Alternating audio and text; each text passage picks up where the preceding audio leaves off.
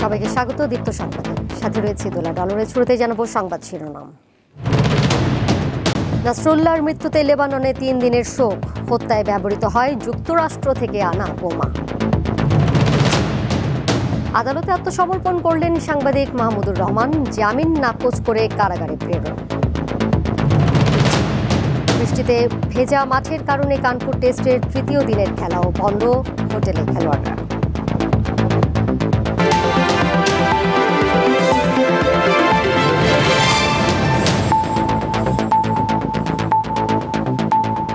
শুরুতেই লেবানন প্রসঙ্গ।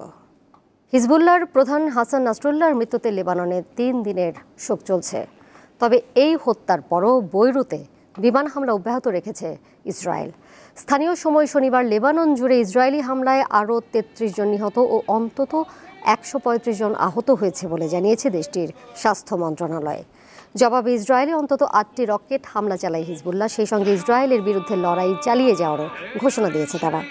এদিকে হাসান নাসরুল্লাহর হত্যার ঘটনায় জাতিসংঘ নিরাপত্তা পরিষদের জরুরি বৈঠক চেয়ে চিঠি দিয়েছে ইরান।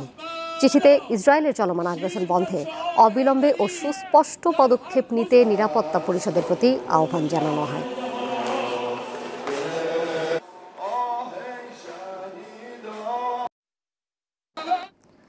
লেবাননের সশস্ত্র সংগঠন হিজবুল্লাহর প্রধান হাসান নাসরুল্লাহকে হত্যায় ব্যবহৃত বোমা যুক্তরাষ্ট্র থেকে এসেছে। প্রতিটি বোমার ওজন 2000 পাউন্ড। নিউ ইয়র্ক টাইমস এই খবর দিয়েছে। এই হত্যাকাণ্ডে ফুঁসছে মধ্যপ্রাচ্য, ফলে যে কোনো সময় পরিস্থিতি নতুন মোড় নিতে পারে। 3 দশকের বেশি সময় হিজবুল্লাহর নেতৃত্বে ছিলেন হাসান নাসরুল্লাহ। শুক্রবার রাতে বৈরুতে ইসরায়েলের আকস্মিক হামলায় তিনি নিহত হন। আলোচিত এই নেতাকে হত্যার জন্য যে যুদ্ধ বিমানগুলো ব্যবহার করা হয়েছিল তার একটি ভিডিও প্রকাশ করেছে ইসরায়েল। যুদ্ধাস্ত্র বিশেষজ্ঞ ও নিউ ইয়র্ক টাইমসের বিশ্লেষণ অনুসারে ইসরায়েলের যুদ্ধ বিমানগুলো প্রতিটি 2000 পাউন্ড ওজনের বাংকার বাস্টার বোমা বহন করছিল। ভিডিওর বিশ্লেষণ অনুযায়ী নাসরাল্লাহর উপর হামলায় কমপক্ষে 8টি যুদ্ধ বিমান ব্যবহার করে ইসরায়েল। এগুলো অন্তত 17টি বাংকার বাস্টার বোমায় সজ্জিত। এর মধ্যে যুক্তরাষ্ট্রের তৈরি BLU-109 বোমাও ছিল। যুক্তরাষ্ট্রের সেনাবাহিনীর সাবেক বিস্ফোরক অস্ত্র বিশেষজ্ঞ ট্রেভার বলেন, বাংকার বাস্টার বিস্ফোরণের আগে ভূগর্ভে প্রবেশ করতে পারে। এই বোমার সঙ্গে নির্ভুল আঘাত হানার একটি নির্দেশিকা ব্যবস্থা যুক্ত থাকে। ইসরায়েলি সামরিক বাহিনী শনিবার তাদের অফিসিয়াল টেলিগ্রাম চ্যানেলে ভিডিওটি প্রকাশ করে। ভিডিওর ক্যাপশনে লেখা ছিল, লেবাননে হাসান নাসরুল্লাহ ও হিজবুল্লাহর কেন্দ্রীয় সদর দপ্তর নির্মূলে যুক্ত ইসরায়েলি বিমান বাহিনীর যুদ্ধ বিমান। লুৎফা ফৌজিয়া, দীপ্ত, বার্তাকক্ষ। যাচ্ছি পরের প্রসঙ্গে। দৈনিক আমার দেশ পত্রিকার ভারপ্রাপ্ত সম্পাদক মাহমুদুর রহমানকে কারাগারে পাঠিয়েছে ঢাকার আদালত। সাবেক প্রধানমন্ত্রী শেখ হাসিনার ছেলে সজীব ওয়াজেদ জয়কে অপহরণ ও হত্যা চেষ্টা মামলায় সাজাপ্রাপ্ত মাহমুদুর রহমান সকালে আদালতে আত্মসমর্পণ করে জামিন চান, কিন্তু ঢাকার অতিরিক্ত চিফ মেট্রোপলিটন ম্যাজিস্ট্রেট তা নাকচ করে কারাগারে পাঠানোর আদেশ দেন। 2023 সালের 17 আগস্ট মামলাটির রায় হয়। এতে জ্যেষ্ঠ সাংবাদিক শফিক রহমান ও দৈনিক আমার দেশ পত্রিকার ভারপ্রাপ্ত সম্পাদক মাহমুদুর রহমান সহ 5 জনের 7 বছর করে সাজা হয়।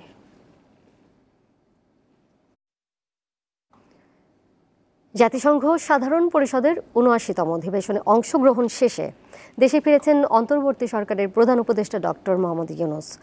তাকে বহনকারী বিমান গত রাত 3টা 32 ঢাকার হযরত শাহজালাল আন্তর্জাতিক বিমানবন্দরে অবতরণ করে। যুক্তরাষ্ট্র সফরকালে ডক্টর ইউনূসের সঙ্গে দেশটির প্রেসিডেন্ট জো বাইডেন সহ 12টি দেশের সরকার ও রাষ্ট্রপ্রধান এবং বিভিন্ন আন্তর্জাতিক সংস্থার প্রধানদের বৈঠক অনুষ্ঠিত হয়। এছাড়া সাইডলাইনে 40টি উচ্চ পর্যায়ের বৈঠকে অংশ নেন বাংলাদেশের সরকার প্রধান।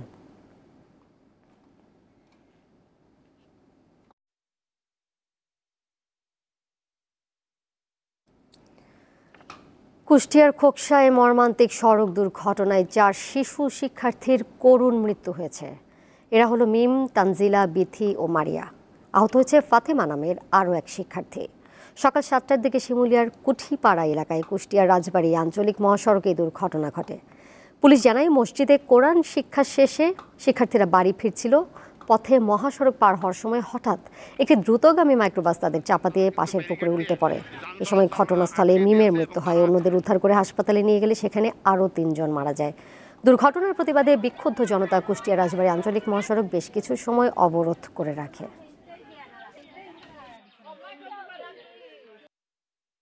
রাজবাড়ী মহাসড়কের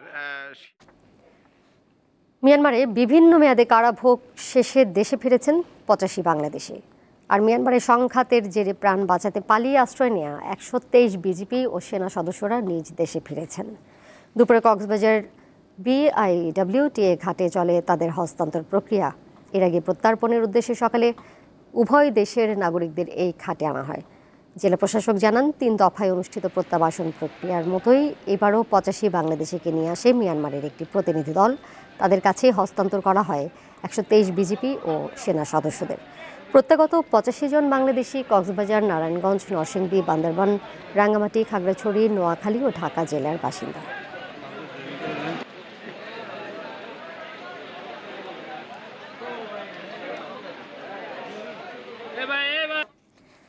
ছাত্র জনতার অভ্যুত্থানে গুলিতে নিহত নাটোরের রমজানের পরিবারের কান্না যেন থামছেই না। পরিবারের একমাত্র উপার্জনক্ষম মানুষটির চলে যাওয়া কোনোভাবেই মানতে পারছে না তার পরিবার। প্রায় ২ মাস পেরিয়ে গেলেও সন্তান হারানোর শোক কোনোভাবেই কমছে না মা রোজুপা বেগমের। আর ছেলের জন্য কাঁদতে কাঁদতে শুকিয়ে গেছে বাবার চোখের জলও। আমার ছেলেকে গুলি করে মারি ফেলে দিছে আমার নিরীহ ছেলে, তার জন্য আমি তার কাছে ফাঁসি চাই। কোনো মায়ের আর বুক খালি না হয়। এখন আমি তো বুড়ো মানুষ, আমার তো সংসার ওই ছেলেই দেখাশোনা করতো, পয়সা পাতি দিত। এখন ছেলে যখন নিহত হয়ে গেছে, আর আমাকে চলার মতো আর কোনো পরিস্থিতি নেই। নাটোরের সিংড়া উপজেলার শাওইল হাজিপাড়া এলাকার বাসিন্দা রমজান আলী। লেখাপড়ার পাশাপাশি সাভারের বাইপাইলে মাছের আড়তে কাজ করতেন তিনি। ৫ আগস্ট শেখ হাসিনা সরকারের পতনের দিন বৈষম্য বিরোধী ছাত্র আন্দোলনে পুলিশের ছোড়া একটি গুলি রমজানের বুকের বাঁ পাশ ভেদ করে বেরিয়ে যায়।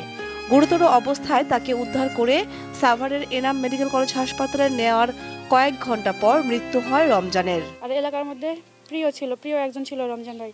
সে ৫ তারিখে আন্দোলনে যায় এবং মারা যায়। রমজান ভালো ছেলে ছিল না, ঢাকা কাজ করতো, ওখান থেকে হঠাৎ মারা গেছে। এটি আসলে পুলিশের কাছ থেকে আমরা সাধারণ জনগণ কোনোভাবেই আশাবাদী না।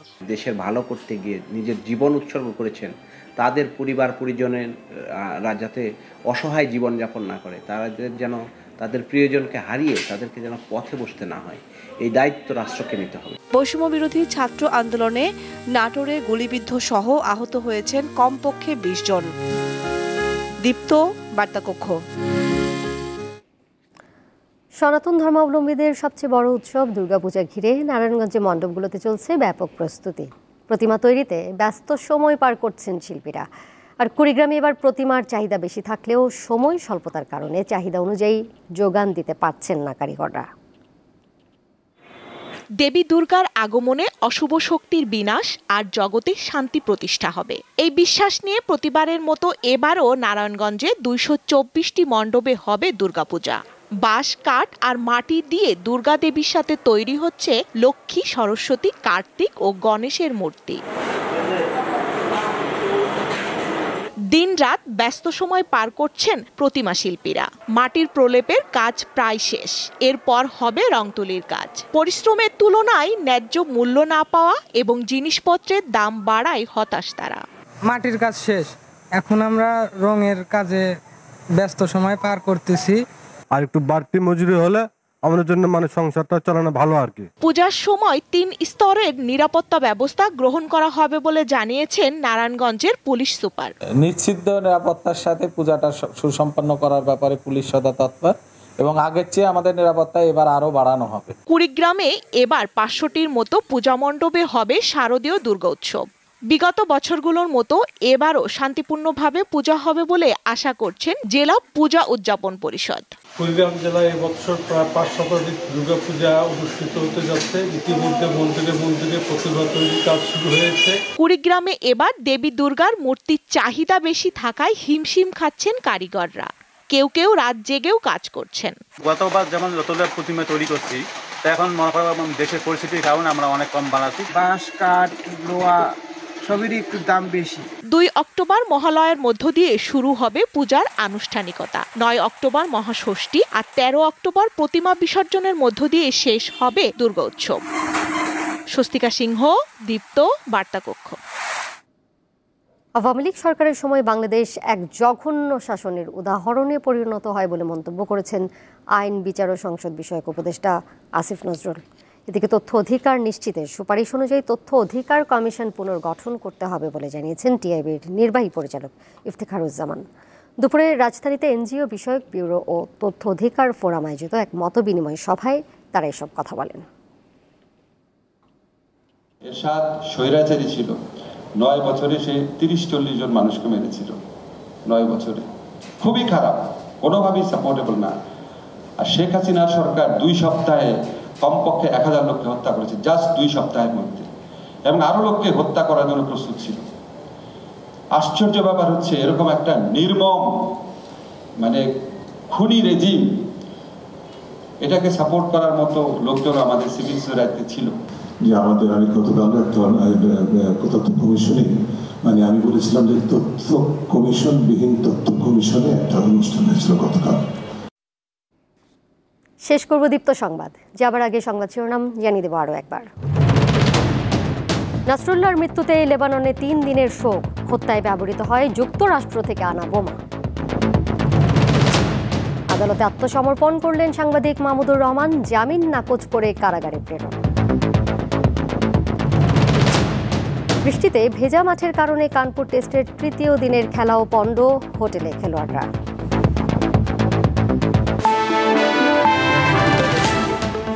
এই ছিল এখনকার মতো। বিকাল 4টায় নিউজ আপডেট নিয়ে ফিরব। এছাড়াও আরও তথ্য এবং বিনোদনের নানা খবর জানতে যুক্ত থাকুন দীপ্ত ডিজিটাল প্ল্যাটফর্মে। সবাইকে ধন্যবাদ।